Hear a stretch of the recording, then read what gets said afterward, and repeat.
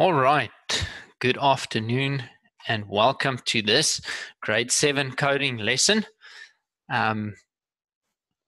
We are ready to go. So I just need to very quickly make sure that everything is set up the way it's supposed to be. Just give me a second. I see we have some participants entering now. So welcome. Hello, Sofisu. I'm glad to see you here. Okay, I'm glad to see everyone here. Wendy M is also here, so welcome. Right. As you know, this is grade 7 coding. It's the 2nd of July today, the whole day. Even if it rains, it will remain the 2nd. And we are doing functions in Minecraft, puzzle number 4 to number 8. Now, if I see that we get to do more puzzles in the lesson, then I'll do them. Okay, so you don't need to stress about that. If I see that our pace is good enough, then we can continue. I'm not tied into what you see on this slide, but I want to at least try and reach this. So before we get going, I just need to mention a few ground rules, and this is not because we want to be funny, but I take online security extremely seriously. I think it is my responsibility to make sure that everyone who attends our lessons are safe in an online space. So as you know, I have 7 years of experience working online. I have many more years working in security on networks. So when I say certain things, I mean it with the utmost respect, and I just say it to make sure that everyone remains safe. So the first one is we are using the chat box so that you can say hello to me like Sofiso did in the chat box now. You're all welcome to say hi when you enter the meeting. I don't have any problems with that. If you come in, I am always here about 10 minutes early, so you're welcome to come and chat to your friends and chat to me in that time. The only thing I ask is that when we start the lesson, we keep the chat clear and related to what you see on the screen. Okay, so to ask me questions or to give me answers, and not to chat about stuff at that stage any further. Now, a few things about the chat. It's not advisable, and we do not endorse you sharing your contact details with someone else in that chat box. So if somebody is chatting to you and they say, listen, I would like to send you a message or an invite on Facebook or whatever, you should not give those details out. If one student wants to reach another student that you saw in the lesson, you can send me an email to my email address that you will see at the end of this lesson, and then I will see if I can arrange and set up a meeting after I've verified that everyone who is in here is who they say they are. Okay. Another thing with regards to the chat box is please do not post any links. I am extremely, extremely strict on that. There are ways to hide links so it will read as if you are posting a link to one of these lessons, but when someone clicks on it, that's not where they take them. Okay, so I do not tolerate links in the chat box, only the links that I share to you. Now, on the note of links, yesterday we realized, well, actually this morning, the platform we're using, co.org, and I'll show that to you in a bit, they've actually updated this express course that we are discussing here from the 2019 version, that was the recommended version, to a 2020 version. That was the is the recommended version now. So what that means is while we were sharing links yesterday and in the early classes for coding this morning, some of the students couldn't access the puzzles, but I have now gone very quickly before these lessons. I've updated my settings in my personal co.org profile, and I have now changed everything to the 2020 version. Okay, so when I share the links, obviously you can see on my screen there aren't any links now, so there's nothing for me to copy and paste. This is a PowerPoint slide to give you information.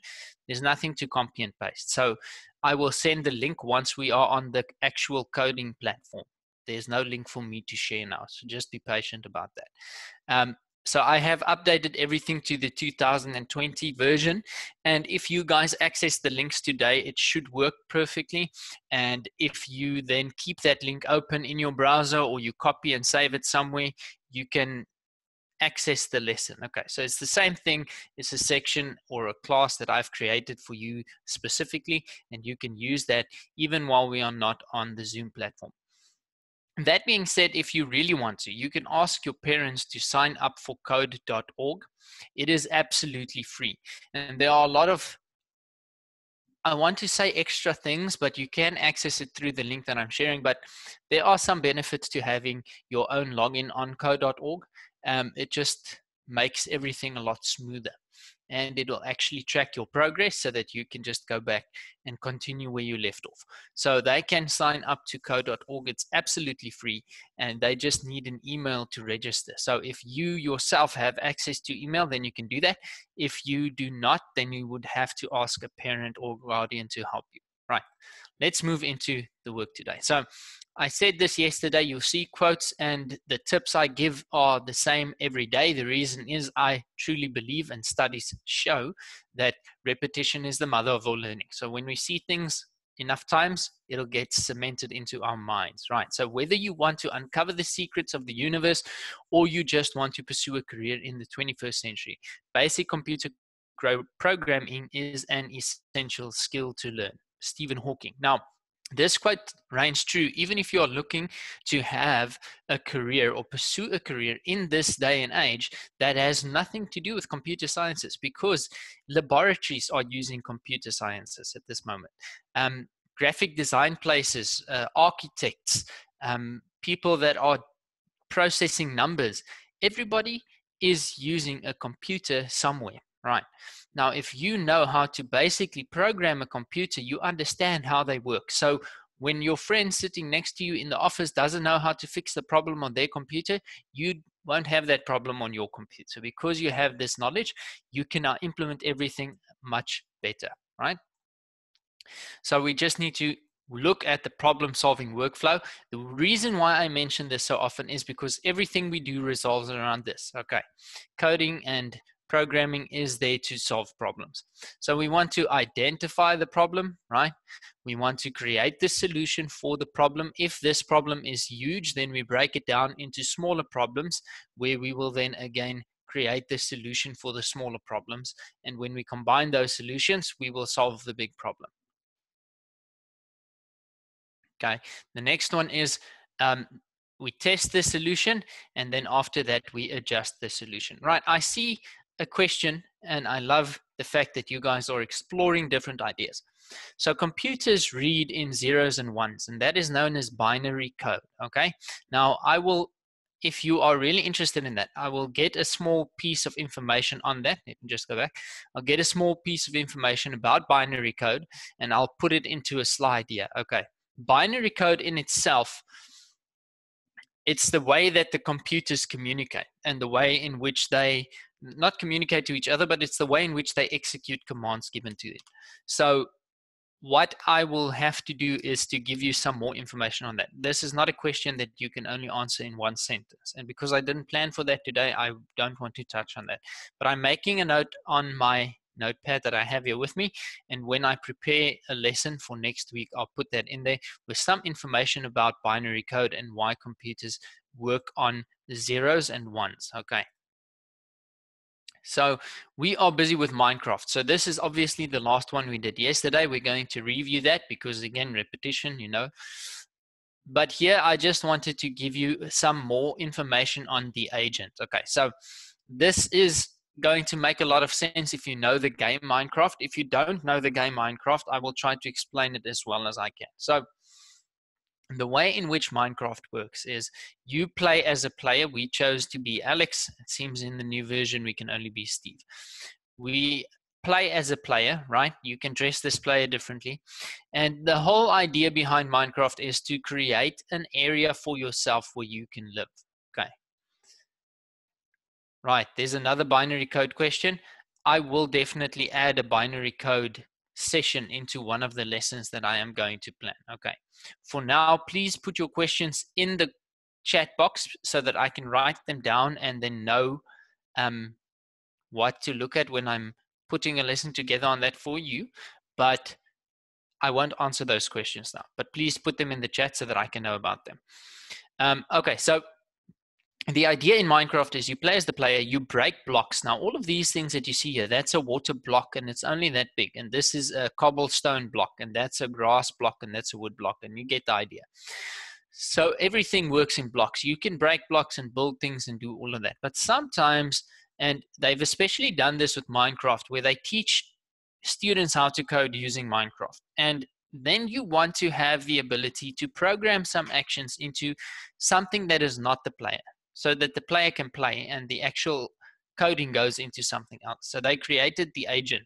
Now here it says the agent is a mob. Now a mob in Minecraft is anything that spawns and that generates, like the monsters, so the zombies, the creepers, the skeletons, the spiders, the animals like the cows and the sheep. Those are all mobs, right? So a mob, and usually you cannot take control of a mob and play with any type of mob. So that's why this is there. This is it's different from the player, basically.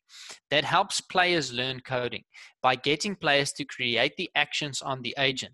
The agent can be programmed to execute a lot of tasks like planting, harvesting, mining, chopping trees, and building. Okay. So what this basically is saying is that in this scope of learning computer programming through the object idea, object tracking idea of coding. There are four main ideas of coding, and object tracking actually combines a lot of them. So it's the best way to learn when you're new. So using this method of learning, you can code things into the agent and you can have things happen. Right. So now I am going to jump to the coding screen. Let me just do that. And I want to show you this, but I'm not going to jump back to the screen again. So you can see here at the right top, it says 2020 version recommended. So this is a new version. You'll see all the progress that we had is gone. It's still on this account, but it is on a different version, the 2019 version. So what I've done is I've just quickly done one to help us keep our place, right? So now that I'm going into this, I'm going to share the link to you. And what I need you to do is, once you have that link open, you need to just type a yes in the chat box so that I can know everyone is in here and everyone can see what we are doing.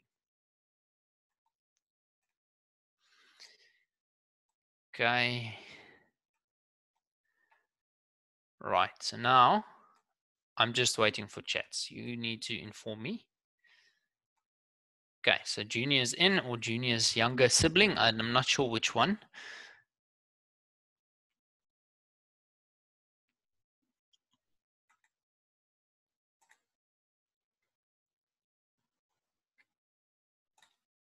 Oh, Junior. Okay, great. Awesome. Okay, Wendy M is in.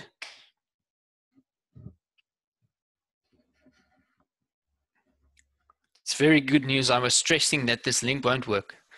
My wife is teaching the foundation for ASO grade 1, 2, and 3 coding, and this morning many of our students struggle to access the link. So I'm happy to see that the solution that I thought of is working. Right, I'm going to continue because we did this puzzle yesterday. So I'm going to talk through it just one more time as a repetition. You just drop the link again. Yes, please ask if you lost the link in the chat or you got disconnected and you came back and then you won't have access to the previous chat. You just tell me, please send the link, but you can only ask that when I'm on this screen. If you ask it on the PowerPoint slide, I can't share it. Okay.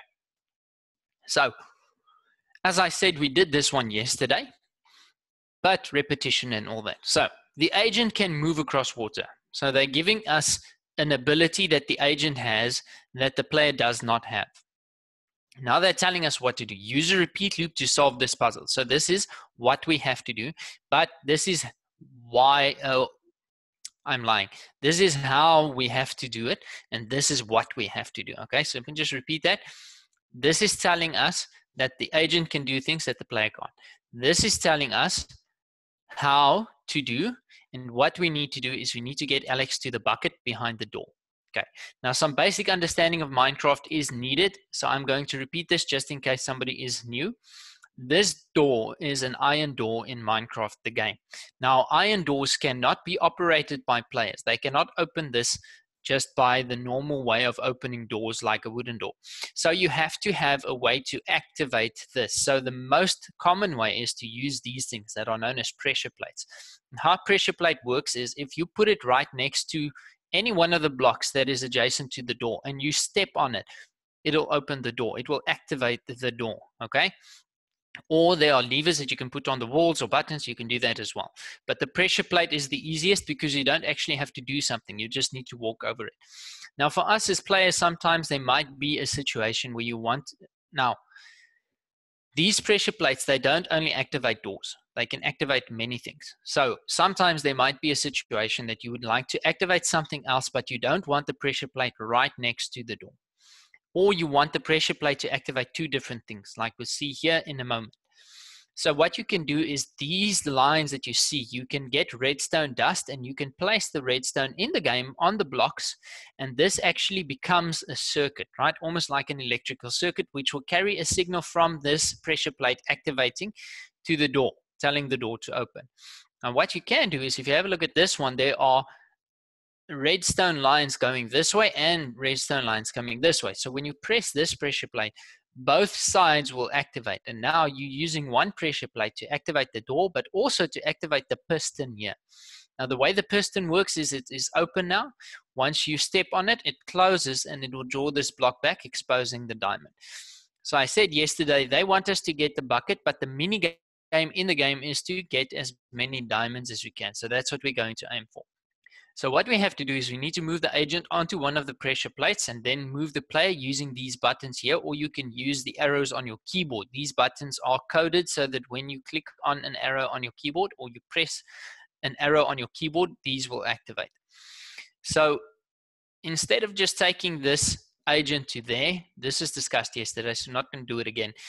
If he stands there, he's going to activate the door, and then this circuit will break here because this pressure plate is not activated, so it will not allow the circuit to communicate through it. So instead of standing there, we're going to put our agent on this one at the left, and it will activate both circuits. This will open, that will open, and then we can do that.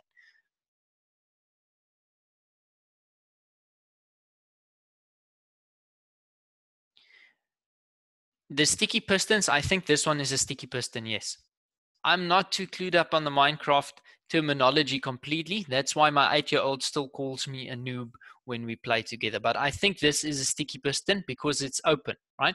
The normal piston is usually closed, and then when you activate it, it will open. So this one is the sticky piston. It's open, and when you activate it, it closes. So yes, great commenting today. I love it. Okay, let's move our agent. So we want to figure out how many times he has to go forward. Now, he doesn't have to go up and then left. He can go left and then up, right? The agent doesn't have any restrictions of where he can move except for through blocks that are the same height as him. So in the Minecraft world, he is 1 block high, and you cannot move through or over anything that is 1 block high. So you have to move around it. Okay. For those of you that do play Minecraft, especially on the PC, this doesn't so much apply to the other consoles like Xbox and PlayStation and Nintendo Switch, but to PC, there is a Minecraft Education or Educators Edition that you can actually purchase, and you add it onto the Minecraft that you already have on your computer, and that will give you access to this agent, and it'll give you a bunch of things that they will teach you through that entire program how to code. But that again is specifically created for Minecraft and Minecraft coding. So you will learn a coding language, which is great because if you know one, you can easily move on to the next one. But just so you know, it will obviously only be for that. So this platform is giving us the same type of code, but in different situations, right? So let's just do this. Okay, we're going to count 1, 2, 3, 4, 5, 6. So we want to move forward 6 times. Now we don't want to put 6 move forwards because then we're using too much code. So we just take this move forward, we drop it into a repeat block. We set the repeat block to repeat 6 times because we don't want to move all the way.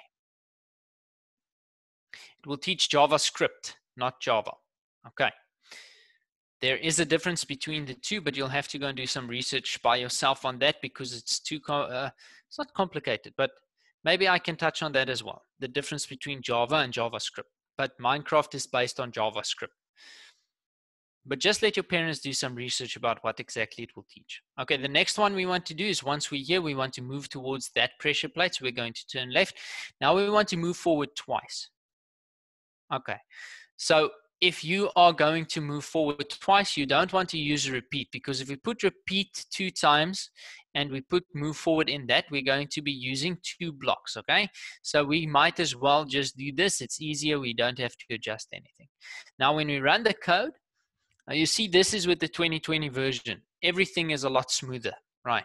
Now we can move Alex in to collect the diamond, and we can come back down all the way. Now I'm using the arrows on my keyboard, but I can also click here with my mouse. So let's say you're using something with the touch screen, then you can actually just come and touch these and it'll do the same.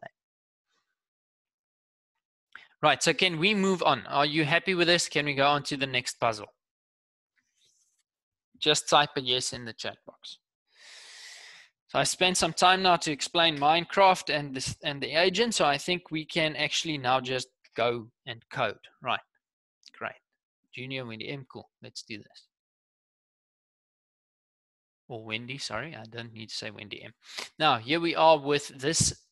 Again, you made it across. Now get Alex safely through the maze to collect the axe. Again, this is what we have to do. Our problem is we need to get to that axe, but Alex is trapped behind a door and Alex cannot move into the cactus, right? If she moves into one of these cacti, she's going to get hurt or stuck.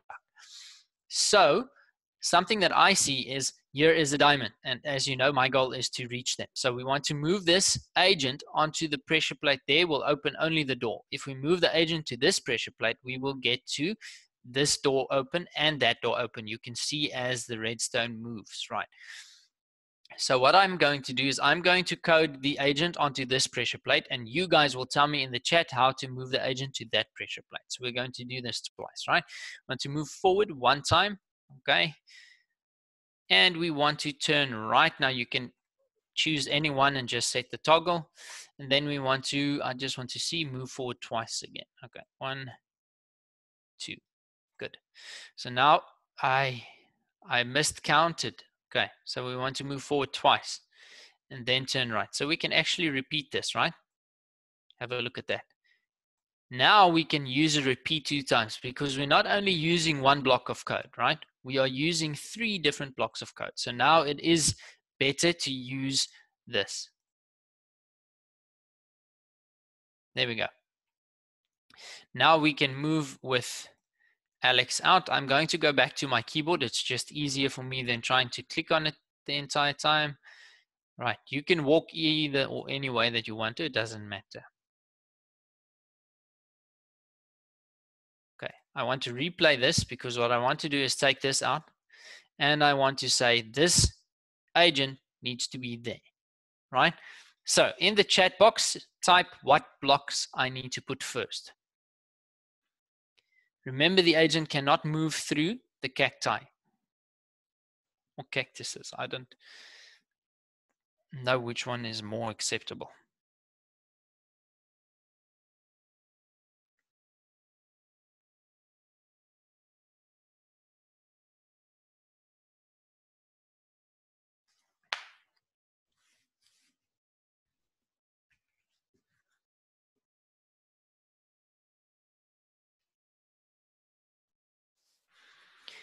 Okay, I don't see any chats coming through, so I'm just going to discuss. There we go. A repeat block, Jesse says. Right now, Jesse, because you are a bit more experienced in coding, I always tell people to first create the sequence before you put it into a repeat block so that you can test the sequence.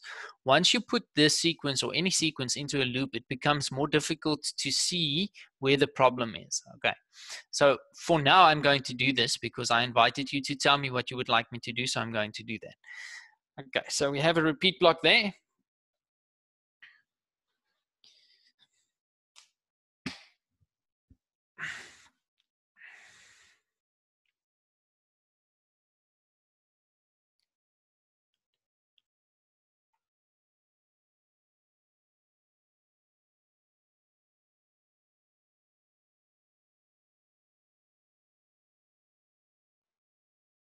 Okay, these videos do go to YouTube as well, so I don't want to have too long where nothing happens. So I'm just going to continue. So I think this is what your chain of thought was, is to move all the way to there, then there, then there, then there. Okay, or to next to it and then turn up. So I had a bit of a different thought, but that's also fine. We can do it either way. So my idea is to, instead of using the repeat initially, just to move forward once. Now we're going to be next to this wall. So we just need to count how many blocks there are. 1, 2, 3, 4, 5 to be on the pressure plate. Then I am like, turn right, okay? Then I want to move forward 5 times. Okay, then I'm going to turn left. Okay, and now I'm going to move forward again 1, 2, 3, 4 times.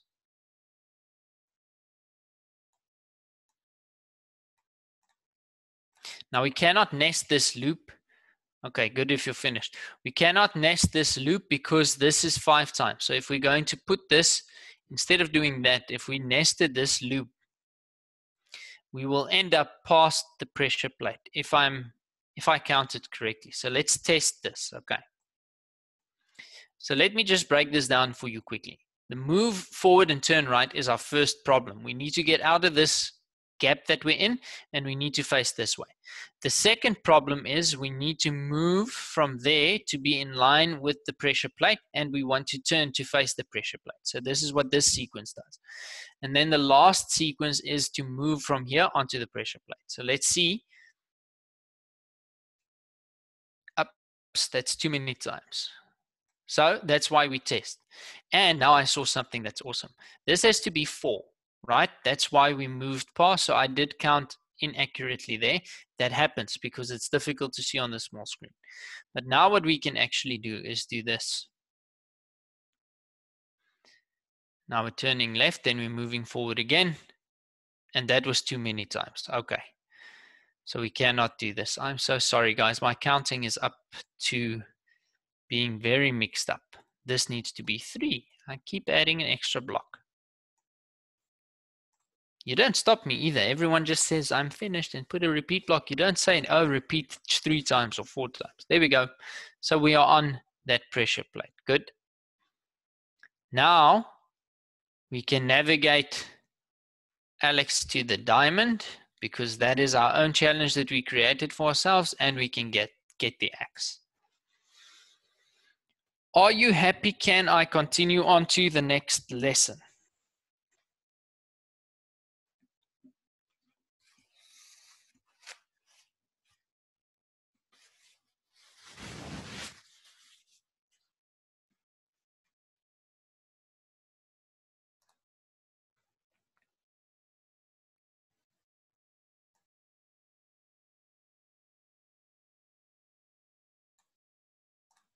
Okay.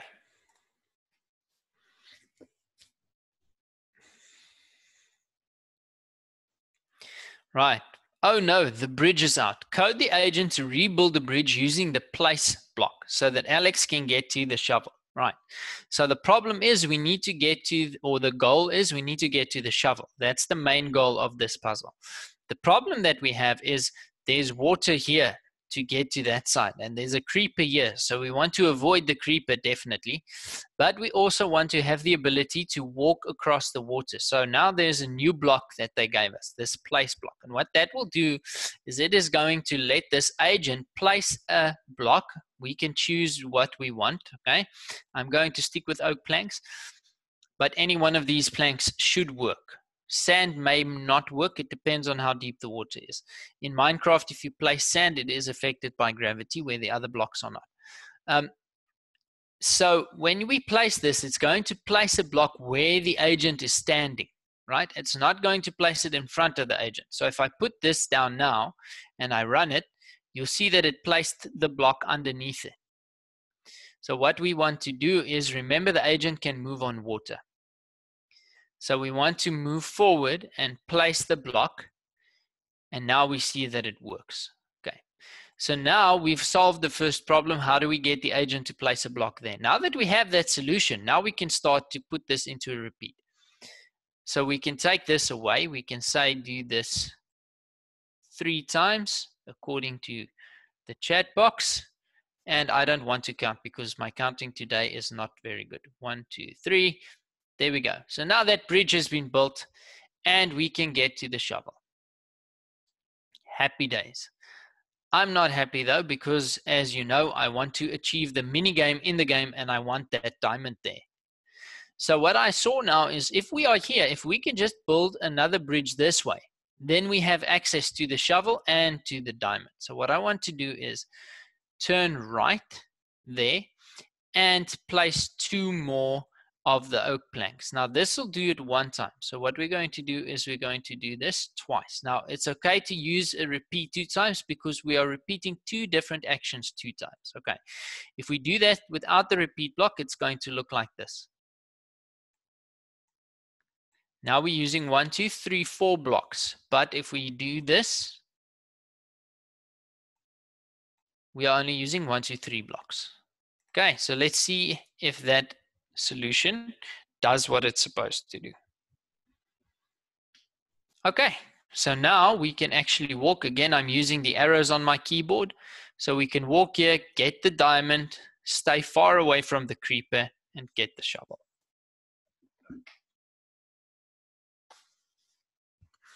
So before I continue, I just want to quickly discuss this code so that we can make sure that we understand exactly what is being said here. Now, repeat 3 times, move forward and place a plank. Okay, so if we have a look at this, it is going to work the way that we just saw. Right. Now, there sometimes comes a bit of confusion here where people will put this turn into the repeat. And I want to show you why we're not going to do that. If you put the turn in the repeat, what's going to happen is he's going to move forward once, place the block once, and then turn immediately. So let's test this and see. You see there he's turning. Okay, and this is where he ends up. So the reason why I said don't use repeats from the start is because if you were just writing this code from the beginning or building the blocks, you would have said, okay, I have to move forward. What I can see first is I need to repeat 3 times. So we put the repeat. Now people start thinking about the sequence. So they say, okay, move forward and place a block. That's the sequence. And then obviously here we want to turn. So we enter the turn and then people don't pay attention and they accidentally put it inside. So what we can do here is when we are building the sequence before we place a repeat, we would have seen, okay, that's happening now. So we don't want this to happen here. We want this to happen up there.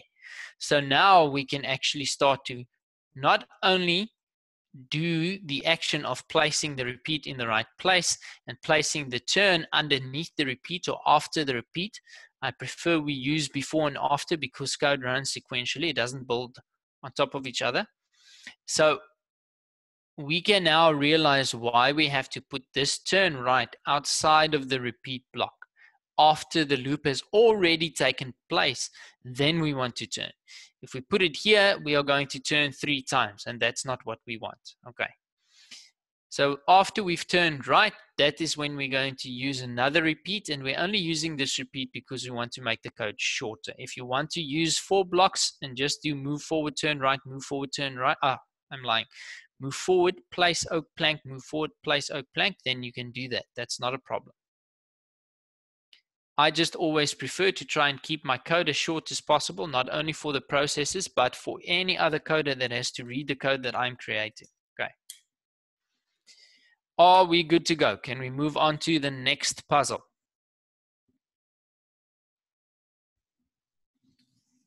I see Jesse's done already.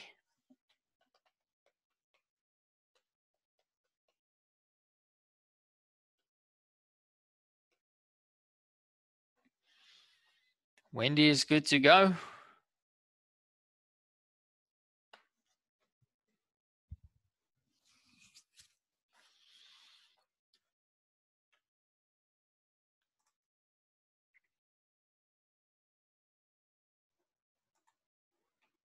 Okay.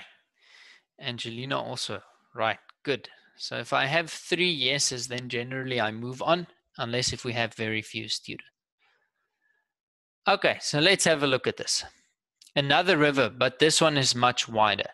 Fix this code to help the agent build a bridge so that Alex can get to the pickaxe. So what we need to do is we need to get to the pickaxe But now this previous repeat that we used in the previous puzzle of repeating 3 times is not enough because this river is much wider than the previous one. So if we start here, we're going to do 1, 2, 3, and then we'll end there. That's not going to help, right? So what we can do is 1, 2, 3, 4, 5. So if you change this to a 5 and you run,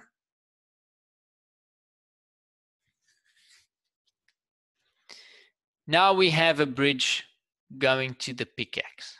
Our code.org is happy, but I'm not because the diamond is unaccounted for.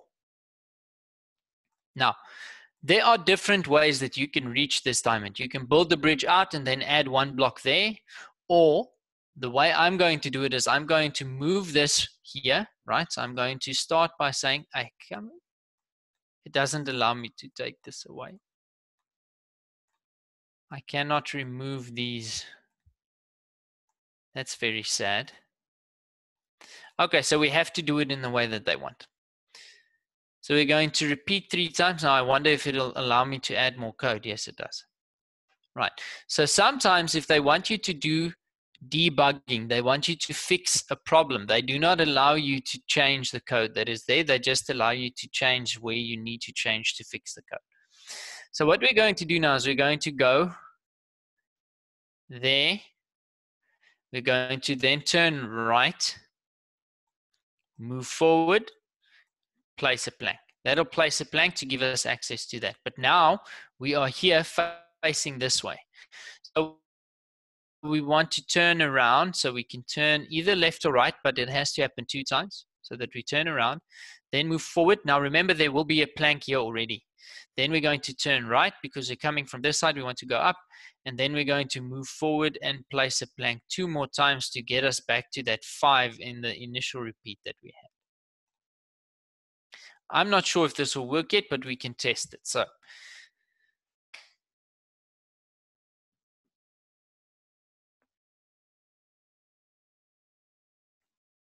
and there we go.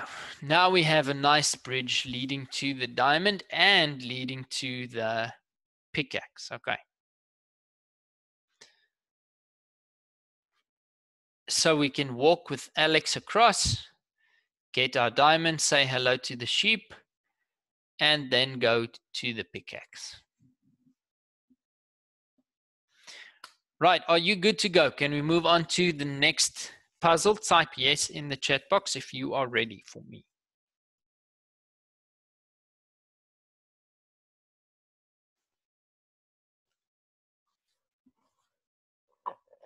Thank you. 3 yeses in a row, just like that. Good. I just need to close the video. We're not here to watch these videos. We are only going to, or if you want to watch the videos from the link, you're welcome to do that. Okay. Now we are entering a new stage of coding, right? And this is actually what this entire lesson was building up to. This is to define a function.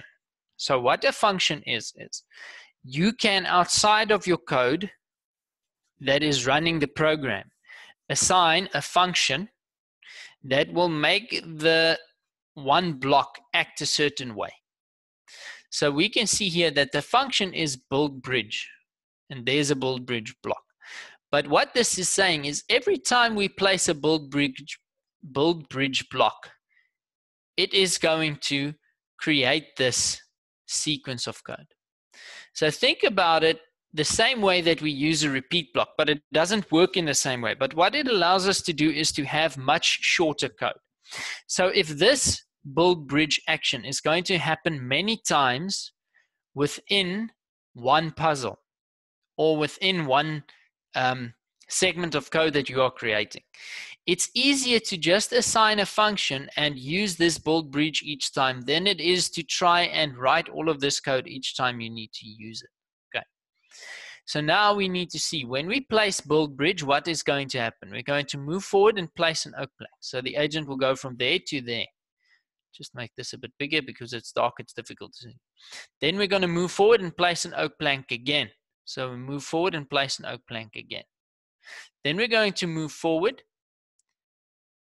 and turn right. Okay, which will actually put us there.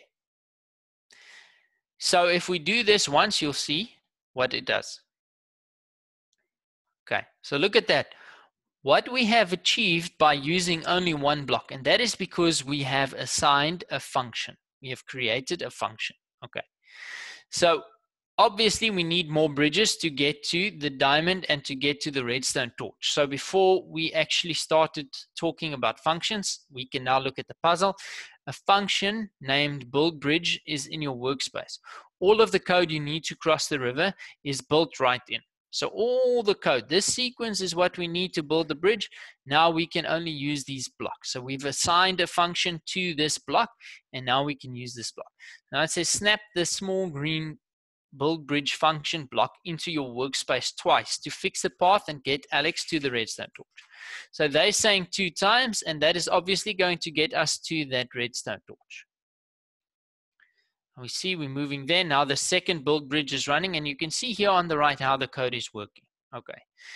But I see that if we add one more build bridge, we are going to get to our diamond as well. As Jesse said in the chat, 3 build bridges will get us to have a bridge here as well. Okay. And just take note of the zombies and these blocks that are looking different, because they are going to become very important a bit later on. Not the zombies, but the blocks. So now I'm using my arrows on my keyboard again to move Alex to get the diamond and to get to the redstone torch. Okay. So redstone torches are torches that's made with redstone, and they actually activate certain things within the game. They give it power. Right. So I just want to one more time talk on this to make sure that you understand, because after this lesson, we are going to use functions within this lesson. After this puzzle in this lesson, we will use functions quite a bit. So every time there is one build bridge block, it'll do all of these actions. Okay. So one will do all of this. Second time, we'll do all of this twice. And third time, we'll do all of this 3 times. Okay. So just make sure that you understand, and functions needs to be assigned. So when we are looking at the line and text-based coding, I'll show that to you in 1 second. Let's just let this just finish. Okay. There you can see there is a function that has been assigned. Function called build bridge. Okay. I'll pay attention to the brackets. This is what they are going to do. And this is the code that we have actually created. So what we've done here is, instead of typing move forward, place this 3 times, we've now just typed the function in, and that is how it works. Okay. So let me just complete this puzzle so that it can track our progress, and then we can go back to the slide. I'm going to drop the link in there. So if you want to stay and play, you're welcome to do that. Remember, you can access this entire section that I've created for you, even if we are not on the call. Okay. So for tomorrow's lesson, we are going to look at functions in Minecraft again. And now we've actually learned the first function. We'll review that in lesson 8, and then we will start applying them in the later lessons, right? If you have any questions, or you'd like to share a screenshot of the code that you have created with me, you can do so by sending it to this email address. If you do not have access to an email, please ask your parents to assist you. It is paul@africateamgeeks.co.za, and you can find Africa Team Geeks on these social media handles by searching on Facebook, Instagram, and Twitter for Africa Team Geeks. Thank you so much for being here. Invite your friends to come and join us tomorrow. And then I will see you guys in our next lesson, where we will continue with functions in Minecraft and finish that lesson this week. So next week we can start working with the harvester. Have a great day, guys. Be blessed. Stay safe, and bye-bye.